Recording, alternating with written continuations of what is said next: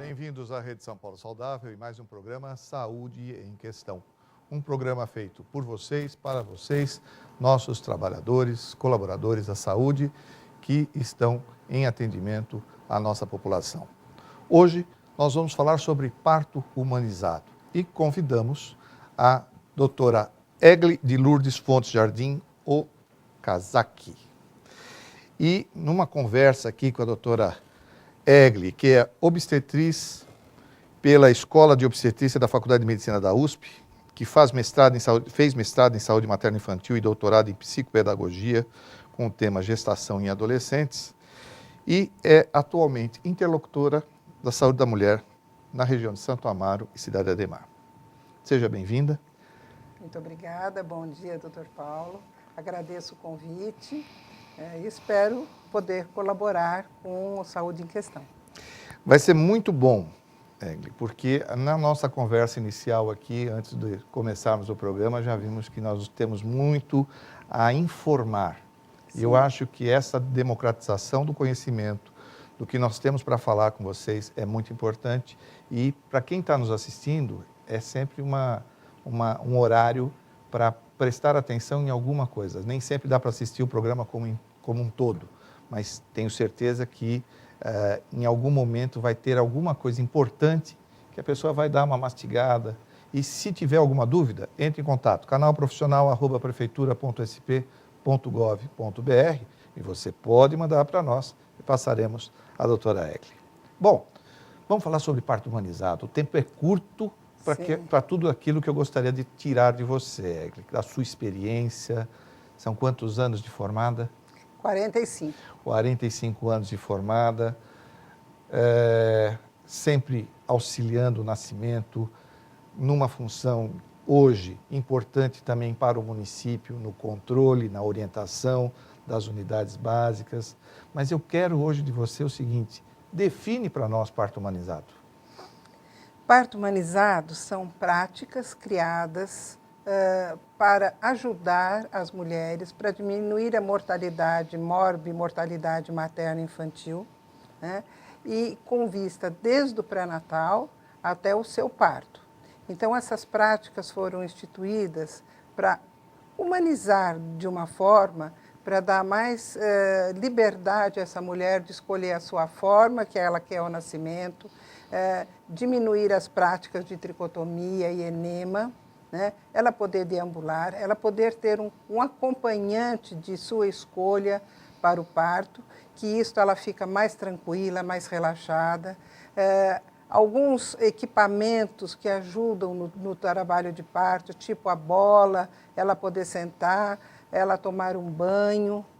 Esse banho relaxa bastante o colo e ajuda na dilatação.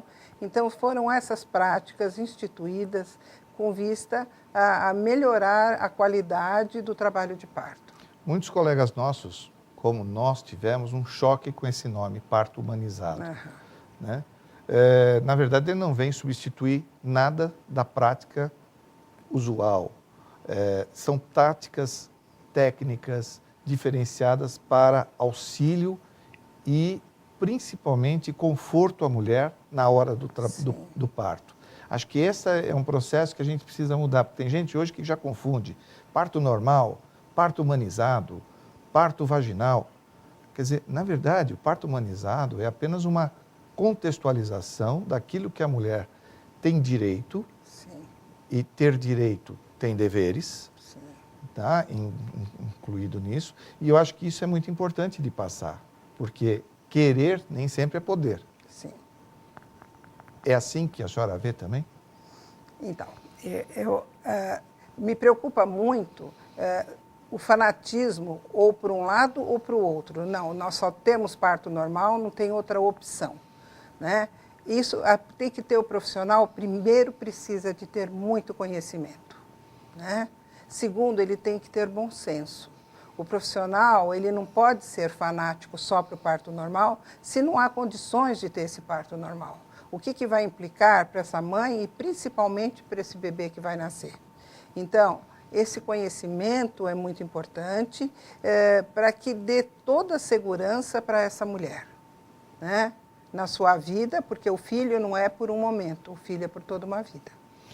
Você acha que o fato da mecânica, da coisa se tornar mecânica, foi ali que a medicina se perdeu? Quer dizer, o fato de atender muitas pacientes, o fato de se tornar uma prática usual dentro das maternidades, o tratamento geralmente com várias pacientes numa mesma sala, no mesmo local, foi ali que nós nos perdemos na formação? Eu acho que nós temos muitos partos, né? E eu acho que o número de profissionais ainda é insuficiente. Então, há uma sobrecarga muito grande para os profissionais. Eles trabalham muito, a gente vê em qualquer centro obstétrico ou centro de parto normal, eles trabalham bastante. Então, essa atenção a essa mulher deixou a desejar, né? Se tornou algo mais mecânico e muito corrido, né? Muitas vezes, nos meus plantões, eu fazia 15 partos. Né? Como parar? Porque nós tínhamos que examinar, admitir essa paciente, acompanhar o trabalho de parto, fazer o parto e acompanhar a primeira hora de pós-nascimento, pós-parto. Uhum. Né? Então, era muita coisa. Você sai de um plantão que não dava tempo nem de almoçar. Na sua opinião, foi importante reaver a qualificação da obstetriz? Com certeza. Né? Deixar de ser apenas o fato do retorno. Nós estávamos conversando anteriormente aqui exatamente sobre o assunto que a doutora Egli é formada numa época em que a faculdade, a escola de obstetrícia era junto com a faculdade de medicina na Universidade de São Paulo. E isso aproximava a formação. Durante um tempo acabamos perdendo esse processo e se transformou numa especialização para a área de enfermagem. Isso. Né? E agora retoma-se a formação de obstetrícia. E isto é importante de ter essa formação. Eu acho muito importante. Eu sempre, no mundo inteiro, existem obstetrizes e existem enfermeiras. E os cursos são separados. Né? A gente tem um direcionamento maior, uma atenção muito maior para a obstetrícia. Né? E a parceria obstetriz, médico, obstetra, eu nunca tive problema na minha vida profissional. Existia uma parceria. Depois que terminou a escola, que separou, a gente tinha poucos profissionais. Eu me lembro quando eu voltei a fazer parto num hospital público, os médicos falaram, como? Uma enfermeira vai fazer parto? Eles também não conheciam. E ainda eu acho que vai demorar muito tempo para eles voltarem a reconhecer isso. Né? Eu consegui montar um serviço de obstetrizes, de enfermeiras obstetras, num hospital público do Estado, que não tinha nenhuma, era uma maternidade. Como uma maternidade não tem enfermeira obstetra aqui? E aí foi colocado e os médicos estranharam, eles iam assistir para saber se elas sabiam fazer parto. Eles estavam errados? Não, eles não conheciam. Então, precisa que novamente aumente esse número, que tenha obstetrizes fazendo parto, que tenha, porque é uma equipe atuante, que a paciente só tem a ganhar.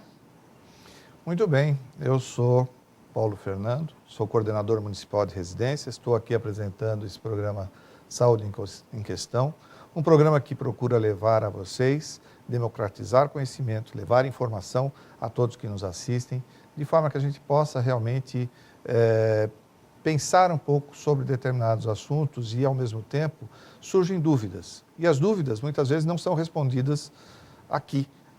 Pode ser que eu não consiga perguntar tudo o que eu gostaria para a doutora Egli. Então, o nosso canal de comunicação é o canal profissional, @prefeitura.sp.gov.br. Vocês podem mandar o seu e-mail, passaremos à doutora Egli. Eu tenho certeza que terá o maior prazer de responder a vocês. Nós vamos continuar aqui falando sobre o parto humanizado. Você falou, então, o parto humanizado realmente veio para compor o direito da mulher, algumas técnicas realmente. Entre as técnicas, existe aquele momento da mulher ter o direito de dar de mamar, de ter o contato com a criança. Conta para nós um pouquinho sobre isso. Isso é uma coisa muito boa, né?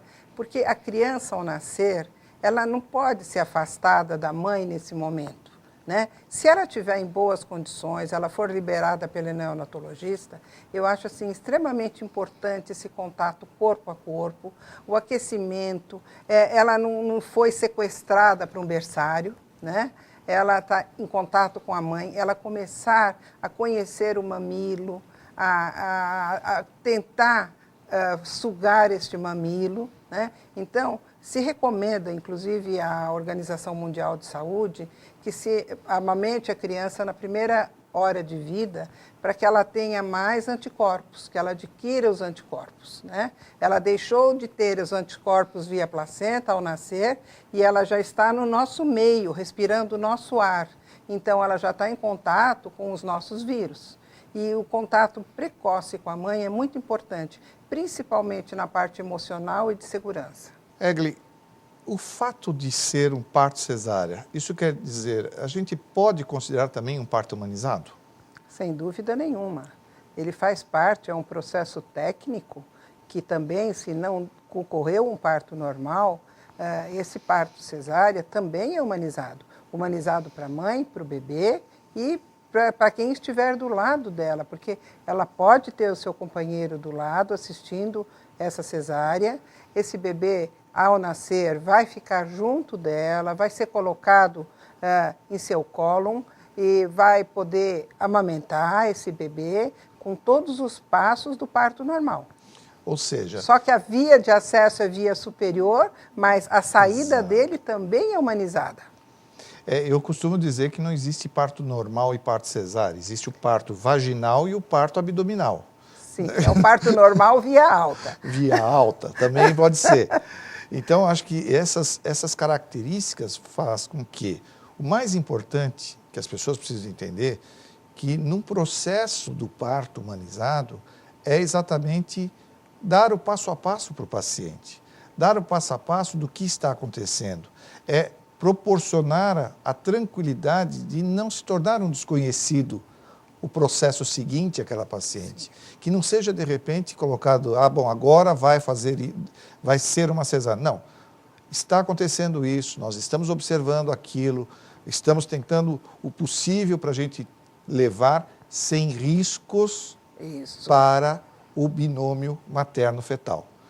E como é que é isso feito na prática? Na prática, essa mulher, ao ficar grávida, ela vai passar por 9 meses de consultas pré-natal, por grupos de gestante, para ela saber o que está acontecendo com ela, como é a evolução dessa gravidez, as modificações que ocorrem no organismo dela durante esse processo, como que o bebê cresce, que posição ele está. Então, ela tem as consultas de pré-natal, ela tem as consultas de enfermagem, ela tem grupo de gestante, os ultrassons, que no ultrassom também o médico mostra para ela como é que está a posição do bebê, como é que está o crescimento desse bebê. Então, ela é inserida nesse processo, ela participa.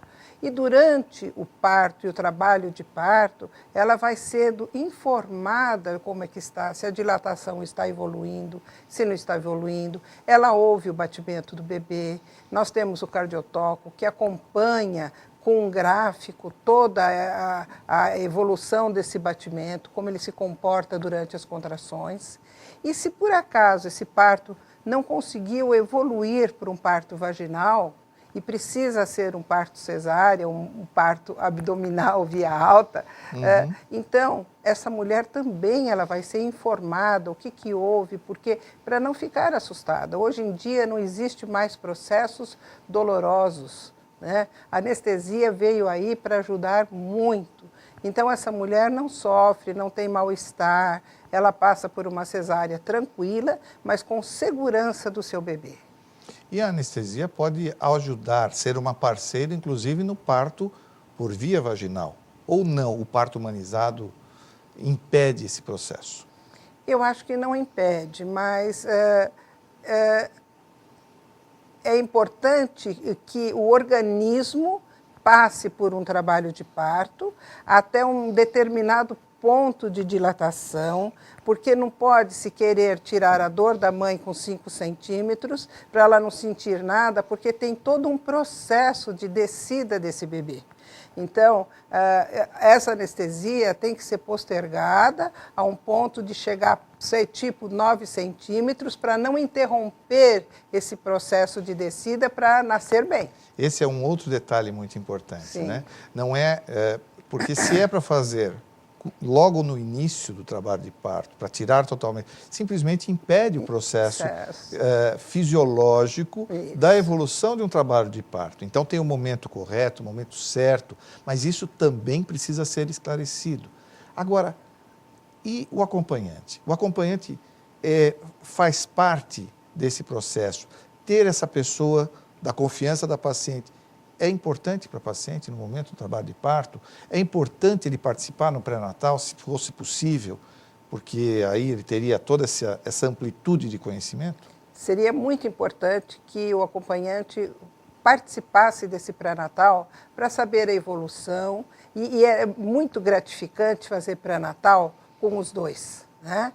Porque é um trinômio, pai, mãe e filho. Né? Se possível o pai, se não alguém da confiança dela, mas é importante inserir desde o início da gravidez.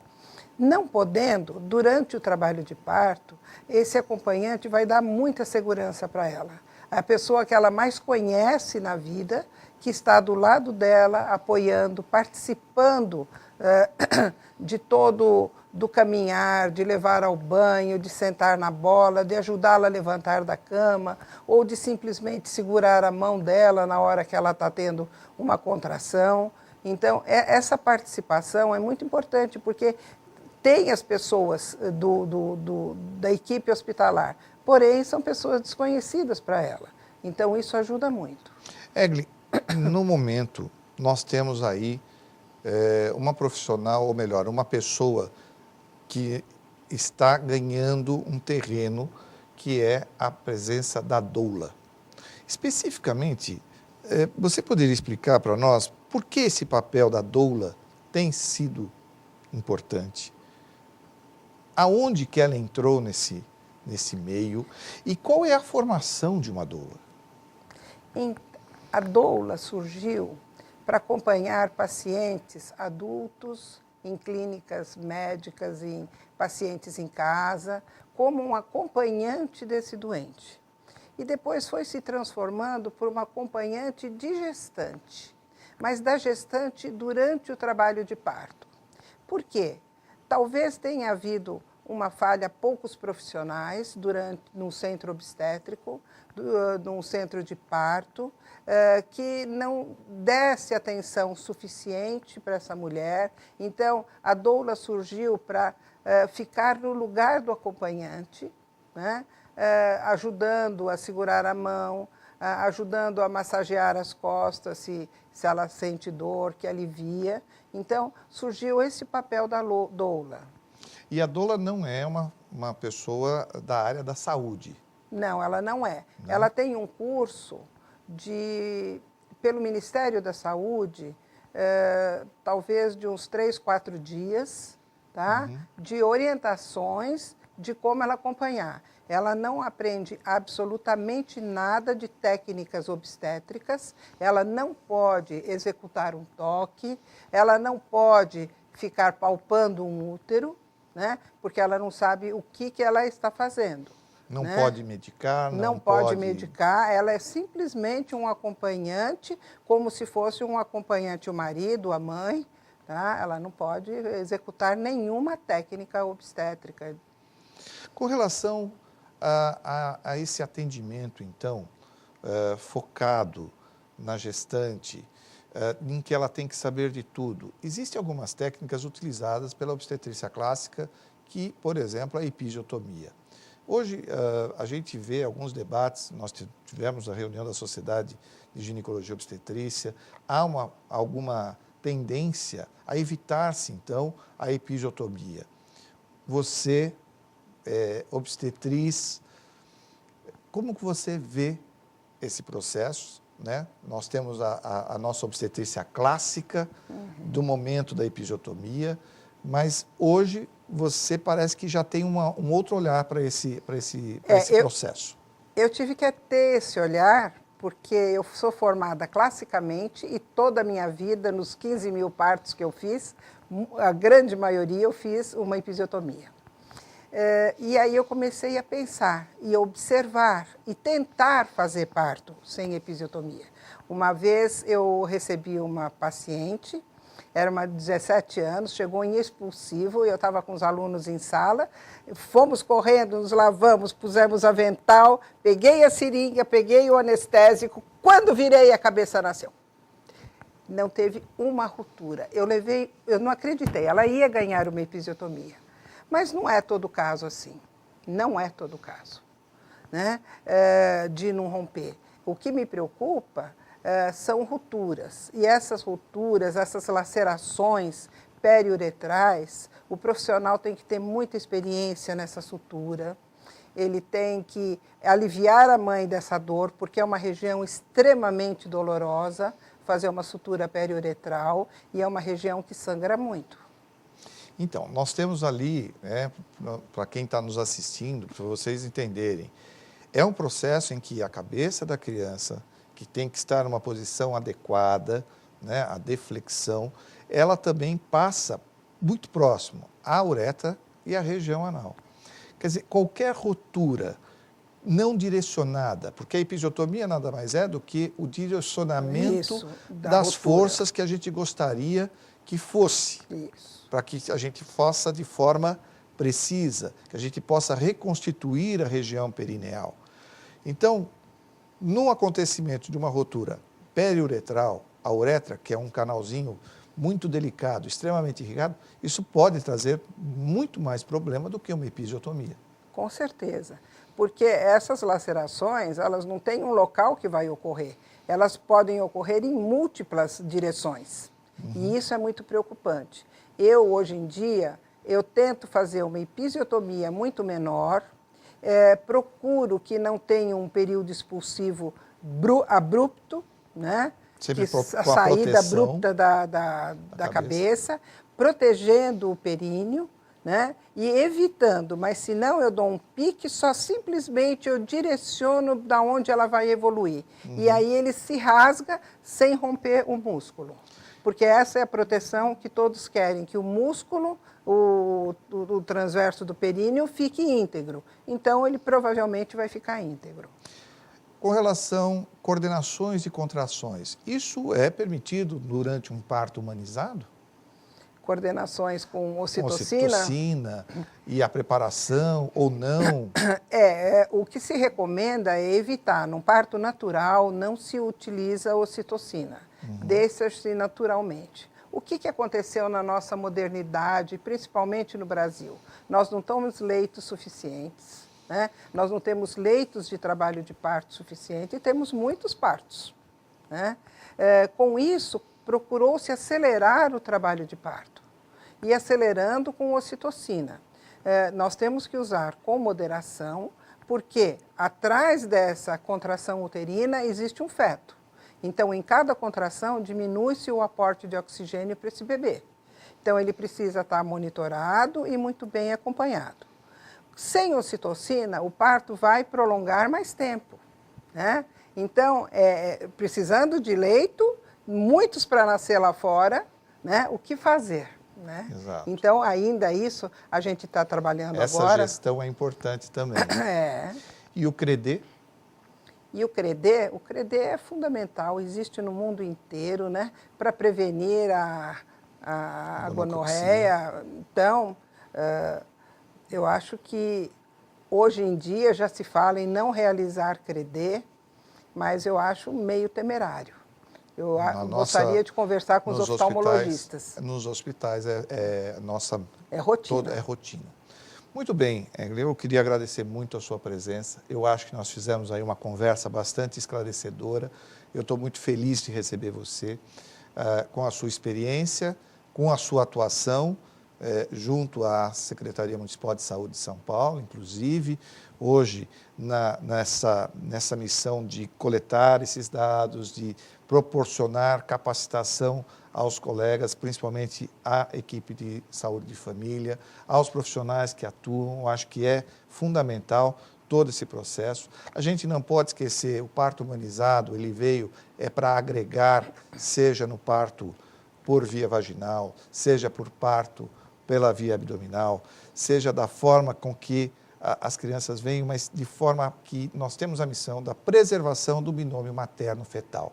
Tem que ter o bom senso, como você colocou na nossa entrevista. O profissional, nessa ele conversa. não pode ter um partido. Ele tem que ter o bom senso. O partido dele é boas condições para a mãe e principalmente para o recém-nascido. Muito obrigado mais uma vez.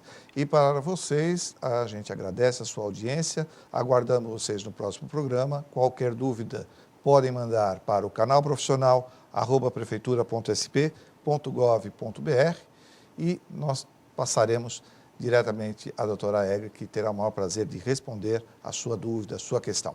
Até mais e até o próximo programa.